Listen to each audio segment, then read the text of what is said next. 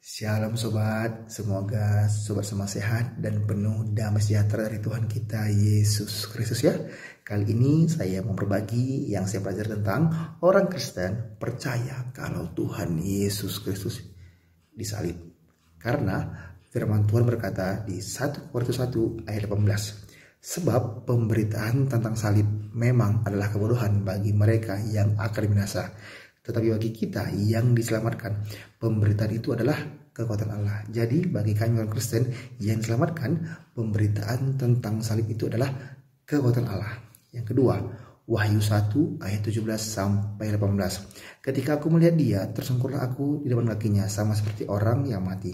Tetapi ia meletakkan tangan kanannya di atasku lalu berkata, jangan takut, aku adalah yang awal dan yang akhir dan yang hidup. Aku telah mati namun lihatlah aku hidup sampai selama-lamanya. Dan aku memegang segala kunci maut dan kerajaan maut. Nah yang kedua, Tuhan Yesus Kristus sendiri pun berkata bahwa aku adalah yang awal dan yang akhir dan yang hidup. Aku telah mati namun lihatlah aku hidup sampai selama-lamanya. Tuhan Yesus pun berkata demikian sobat. Nah selanjutnya ada saksi saat Tuhan Yesus disalib.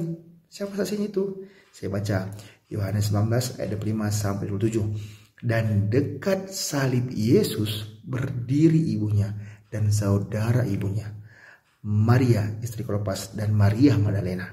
Ketika Yesus melihat ibunya dan murid yang dikasihinya di sampingnya, berkatalah ia kepada ibunya, "Ibu, inilah anakmu." Kemudian katanya kepada muridnya, "Inilah ibumu." Dan sejak saat itu murid itu menerima dia di dalam rumahnya. Nah, ada saksi sobat saat Tuhan Yesus salib. Siapa itu? Murid Tuhan Yesus, itu Yohanes ya. Yang kedua, Maria Magdalena. Nah, jadi ada saksi sobat.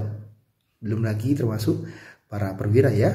Nah, sebelumnya juga saya sudah mengupload video tentang 4 pemberitahuan Tuhan Yesus tentang penderitaannya sebelum salib. Nanti teman-teman bisa baca ya. Dan yang pertama saya beritahu dulu, pemberitahuan pertama Matius 16 ayat 21. Nah, pemberitahuan kedua Matius 17 ayat 22 sampai 23. Pemberitahuan ketiga Matius 20 ayat 18 sampai 19. Pemberitahuan keempat Matius 26 ayat 1 sampai 2, di mana dikatakan bahwa Tuhan Yesus itu akan diserahkan untuk disalibkan, diolok-olokkan, disesah.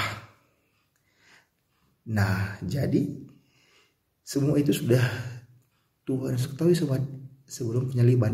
Nah, makanya Tuhan Yesus berkata di Matius 20:8, sama seperti anak manusia datang bukan untuk dilayani, melainkan untuk melayani dan untuk memberikan nyawanya menjadi tebusan bagi banyak orang.